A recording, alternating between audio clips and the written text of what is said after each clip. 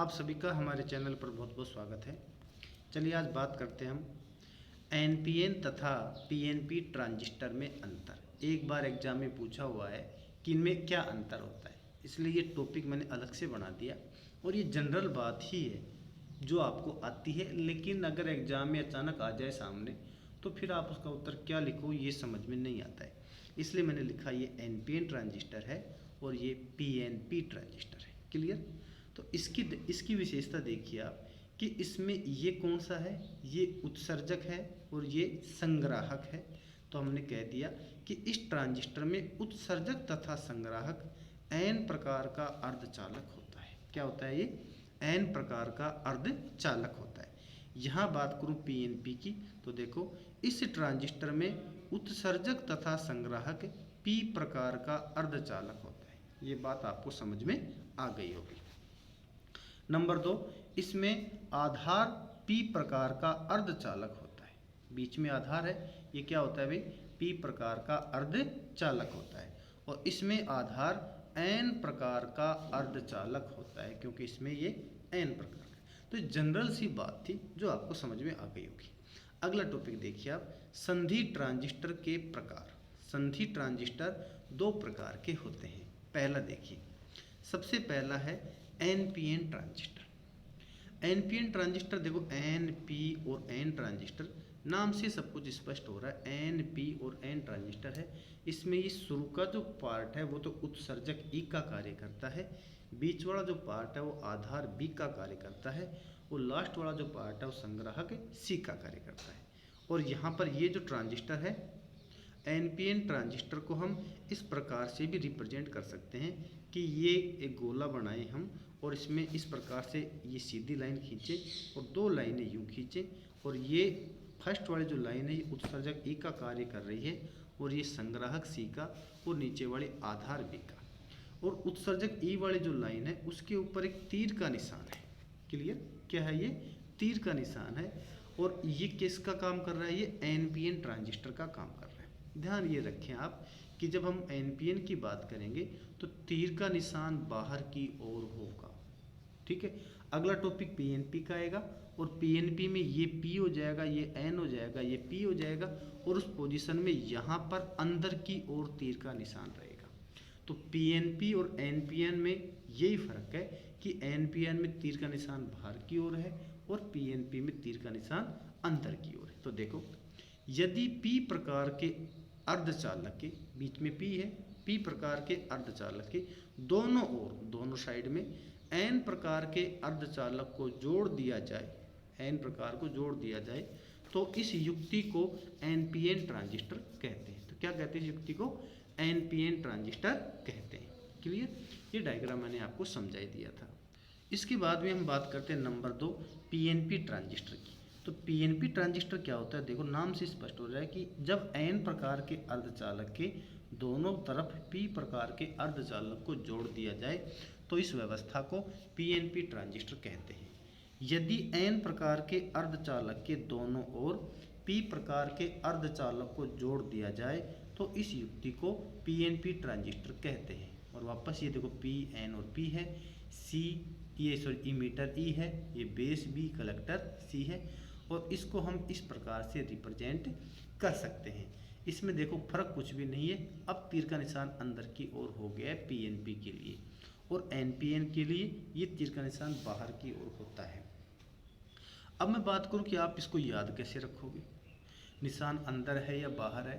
तो तरीका तो बहुत है। अगर दिमाग में एक बार में बैठ जाए, दिमाग में एक बार बैठ जाए कि भाई एनपीएन में बाहर होगा और पीएनपी में अंदर होगा, जब तो कोई दिक्कत ही नहीं है। फिर भी अगर आपको कन्फ्यूजन होता है तो छोटा सा टेक्निक बताता हूँ इसको याद करने की। पीएनपी में 2 बार पी है, इसका मतलब ये पीता है और पीता है तो इसका निशान किधर आएगा? अंदर। अंदर पीते हैं तब जो जो जो जो भी चीज़ हम पीते हैं, जैसे पानी पीते हैं तो हमारे बॉडी के अंदर ही जाता है, तो इसका मतलब ये बॉडी के अंदर जा रहा है। इस टाइप से आप इसको याद रख सकते हो। क्लियर? तो और एनपीएन बाहर अपने आप ही हो जाएगा। पीएनपी मतलब 2 बार पी है, इसका मतलब पीता है तो निशान कहाँ आएगा? अंदर की ओर आएगा। ये याद करने की छोटा सा टेक्निक है और आपको समझ में आ गया होगा। अब हम बात करते हैं अगले टॉपिक की, ट्रांजिस्टर परिपथीय विन्यास। ट्रांजिस्टर सर्किट कॉन्फ़िगरेशन क्या होते हैं, निम्न है, देखिए ध्यान से। 3 प्रकार के कॉन्फ़िगरेशन है। पहला तो है उभयनिष्ठ आधार, दूसरा है उभयनिष्ठ उत्सर्जक और तीसरा आएगा उभयनिष्ठ संग्राहक। ये डायग्राम आपको अच्छे से आ जाने चाहिए, समझो इसको, समझने का मामला सारा इसमें। तो देखो, उभयनिष्ठ आधार विन्यास, कॉमन बेस कॉन्फ़िगरेशन, इसको मैं कह दिया सीपी। क्या कह दिया इसको, सीपी। देखो ये पीएनपी ट्रांजिस्टर है, बोलो है कि नहीं, ये पीएनपी ट्रांजिस्टर है। क्यों है पीएनपी, क्योंकि इसमें देखो तीर का निशान अंदर लग रहा है ना। जब तीर का निशान अंदर होता है तब 2 पी होते हैं, तो इसका मतलब पीएनपी है। अब यहाँ पर एनपीएन है, इसका मतलब निशान किधर लगेगा, बाहर की ओर। तो इसमें भी देखो बेस बीच में है, इसमें भी देखो बेस बीच में है। अगर परीक्षा में आपसे पीएनपी ट्रांजिस्टर का उभयनिष्ठ आधार विन्यास पूछे तो आपको ये डायग्राम बनाना है, और वो आपसे एनपीएन का उभयनिष्ठ आधार विन्यास पूछे तो आपको ये डायग्राम बनाना है। अब देखो आप, ये निशान से क्या फर्क पड़ता है, इसका निशान अंदर आ रहा है ना, और आपको पता है ये उत्सर्जक होता है, ये आधार होता है और ये संग्राहक होता है। इसका मतलब है कि ये आई जो धारा है, जो वास्तव में उत्सर्जक से गुजर रही है, और इसको हम कहते हैं उत्सर्जक धारा। क्या है ये, उत्सर्जक धारा जो आई है, ये किधर जाएगी, अंदर की ओर। क्यों जाएगी, क्योंकि निशान कह रहा है कि धारा ऐसे आनी चाहिए, इसका मतलब ये धारा ऐसे जानी चाहिए इसमें। तो आई अंदर जा रहा है। देखो मैंने आपको बताया था आई बराबर होता है आई सी प्लस आई बी, याद होगा, जिसको ट्रांजिस्टर का सिद्धांत भी बताया था पिछली वीडियोज में। तो आई बराबर आई सी प्लस आई बी बताया था। तो आप देख रहे हो कि ट्रांजिस्टर के अंदर आई धारा एंटर कर रही है, तो ये निश्चित है कि आई बी बाहर निकलेगी और आई सी भी बाहर निकलेगी। क्लियर।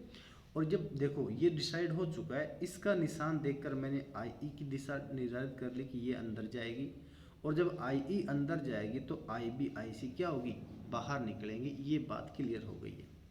अब ये आई अंदर जा रही है, ऐसे जा रही है, इसका मतलब ऊपर बह रही है, इसका मतलब यहाँ बैटरी का पॉजिटिव आना चाहिए, तभी तो उससे करंट निकल कर यूँ जा पाएगी। समझ में आई बात। तो यहाँ बैटरी क्या होना चाहिए, पॉजिटिव, और बच गया जो क्या होगा, नेगेटिव। यहाँ पर करंट आ रही है, और करंट किस हिस्से पर आती है, बैटरी के माइनस पर आती है। तो यहाँ माइनस का चिन्ह, फिर प्लस का, माइनस का और प्लस का चिन्ह। क्लियर। तो ये आईसी की डायरेक्शन के हिसाब से हमने डिसाइड कर लिया कि यहाँ क्या आएगा, माइनस का चिन्ह आएगा, फिर प्लस का चिन्ह आएगा। अब चूंकि ये इमीटर से जुड़ा हुआ है और बीच में क्या है, बेस है, इसलिए इसको कह दिया वी ई बी। वी तो लिख ही दिया बैटरी के हिसाब से, ये ई है ये बी है तो ई बी लिख दिया। ऐसे यहाँ वी का तो वी लिख दिया, सी और बी के हिसाब से सी बी लिख दिया। ठीक इधर चले, अगर एनपीएन में निशान क्या है, बाहर लग रहा है, इसका मतलब आई क्या होगा, बाहर निकलेगा। और आई जब बाहर निकलेगा तो आई सी भी अंदर जाएगा और आई बी भी इसके अंदर ही जाएगा। और जब ये अंदर जाएंगे तो हिसाब देख लो, ये करंट यूँ नीचे आ रही है, घुसेगी इस बैटरी के पास जा रही है, तो कौन सी आना चाहिए, बैटरी का माइनस आना चाहिए, माइनस, और फिर बच गया जो प्लस। इसको नाम दे दो वी ई बी, तो ये इसको कह दिया वी ई बी।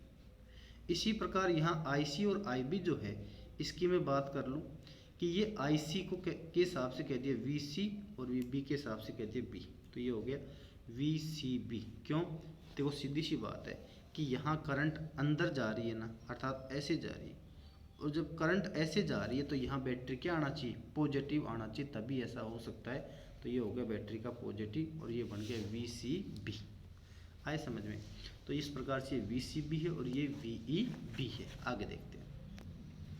अब हम नंबर 2 बात करते हैं उभयनिष्ठ उत्सर्जक विन्यास, कॉमन इमीटर कॉन्फ़िगरेशन, सीई की बात करते हैं। ये भी बहुत सिंपल है, लेकिन इस बार उत्सर्जक बीच में आएगा, वहाँ तो आधार बीच में आ रहा था। तो देखो ये ट्रांजिस्टर मैंने बनाया, अब की बार उत्सर्जक इस ई को बीच में कर दिया, बी इधर आ जाएगा और सी ये है। क्लियर। चूँकि पीएनपी है तो निशान किधर लगेगा, अंदर लगेगा, अर्थात आई धारा अंदर घुसेगी, तो फिर आई बी भी बाहर निकलेगी और आई सी भी बाहर निकलेगी। ये दोनों बाहर निकलेगी, दोनों बाहर निकल रही हैं। अब देखो ये आई तो घुस गई अंदर, ये बाहर ये बाहर। अब अगर ये बाहर निकल रही है ना, तो यहाँ पर क्या आना चाहिए, बैटरी का माइनस सिरा आना चाहिए, क्योंकि करंट माइनस सिरे पर आती है, प्लस से निकलती है, तो ये माइनस सिरा आएगा, बच गया जो प्लस सिरा। ये धारा भी आ रही है तो यहाँ भी माइनस सिरा, बच गया जो प्लस सिरा। अब ये जो बैटरी है इसका वोल्टेज हो गया VBE, समझ गए। इसका क्या हो गया VCE, क्या है ये VCE, कैसे कह दिया हमने VCE, ये C था ये E था तो VCE बन गया, ये B था ये E था तो ये VBE बन गया। ठीक इसी प्रकार इसमें बात कर लो अब आप एनपीएन के लिए। एनपीएन है तो निशान किधर आएगा, बाहर की ओर आएगा, बाहर आएगा तो IE क्या होगा बेटा, बाहर निकलेगा, तो IB अंदर जाएगा और IC भी अंदर जाएगा। और जब IB अंदर जाएगा तो यहाँ बैटरी क्या होना चाहिए, पॉजिटिव। देखो पॉजिटिव से तो करंट निकलता है, तो यहाँ पॉजिटिव फिर नेगेटिव। ये भी करंट यूँ ऊपर जा रही है ना, ये ऊपर जा रही है, तो यहाँ पर क्या होना चाहिए बैटरी का पॉजिटिव, तभी करंट निकलेगी। तो ये पॉजिटिव और नेगेटिव, इसको नामकरण कर दिया BE, तो BE VBE, और इसका CE, तो ये VCE।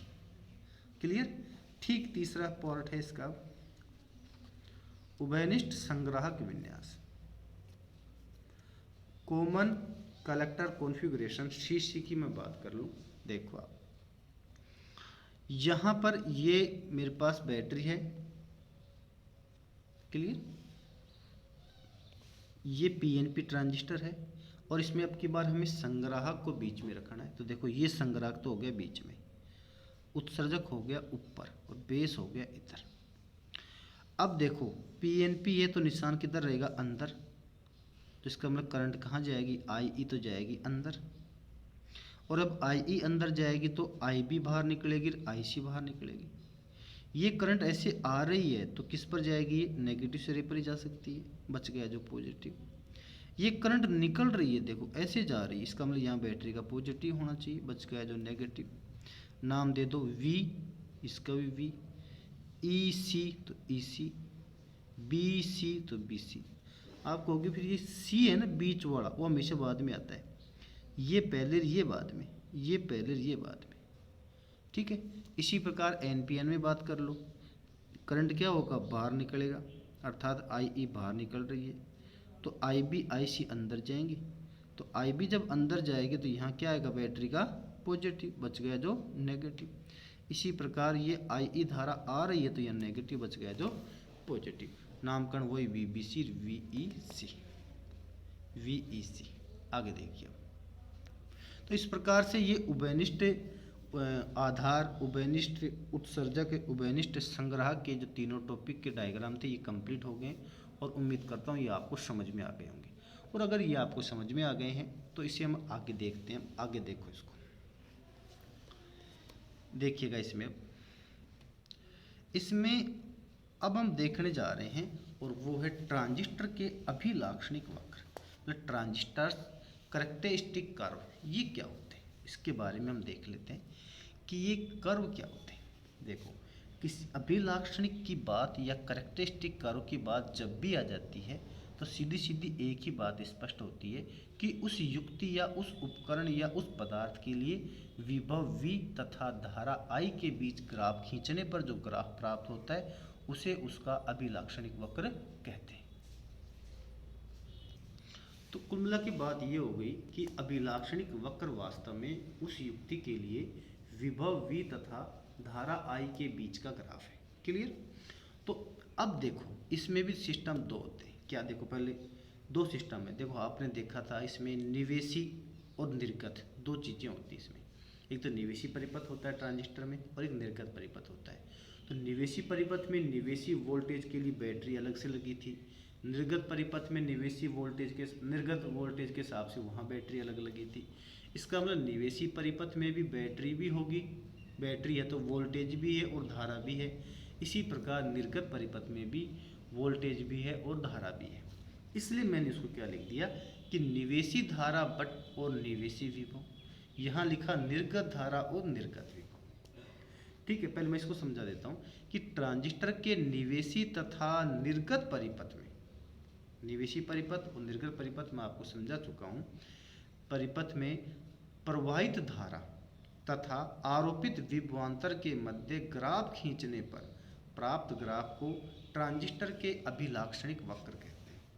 बात समझ में आ गई होगी कि ट्रांजिस्टर का जो निवेशी है और जो निर्गत जो परिपथ है उसमें प्रवाहित धारा तथा आरोपित विभवांतर के मध्य ग्राफ खींचने पर जो ग्राफ प्राप्त होता है हमें, उसे क्या कहते हैं? ट्रांजिस्टर के अभिलाक्षणिक वक्र कहते हैं। ये बात समझ में आ गई। अब ये अभिलाक्षणिक वक्र दो प्रकार के होते हैं, एक तो होता है निवेशी अभिलाक्षणिक वक्र और एक होता है निर्गत अभिलाक्षणिक वक्र। तो समझो, अब निवेशी अभिलाक्षणिक क्या होता है कि निवेशी धारा और निवेशी विभव के मध्य ग्राफ खींचने पर जो ग्राफ प्राप्त होगा उसे कहेंगे निवेशी अभिलाक्षणिक वक्र। ठीक इसी प्रकार निर्गत धारा और निर्गत विभव के बीच जब ग्राफ खींचेंगे और तो ग्राफ प्राप्त होगा, उस प्राप्त ग्राफ को क्या कहते हैं? निर्गत अभिलाक्षणिक वक्र कहते हैं। पर एक शर्त है, क्या? कि जब इन दोनों के बीच ग्राफ खींचेंगे तो ये नियत रहेगा, और जब इन दोनों के बीच ग्राफ खींचेंगे तो ये नियत रहेगा। मतलब ये मैंने डॉटेड लाइन जो खींची है उसमें जो जो काम आ गया वो तो ठीक है, लेकिन जो काम नहीं आया वो फिक्स रहता है।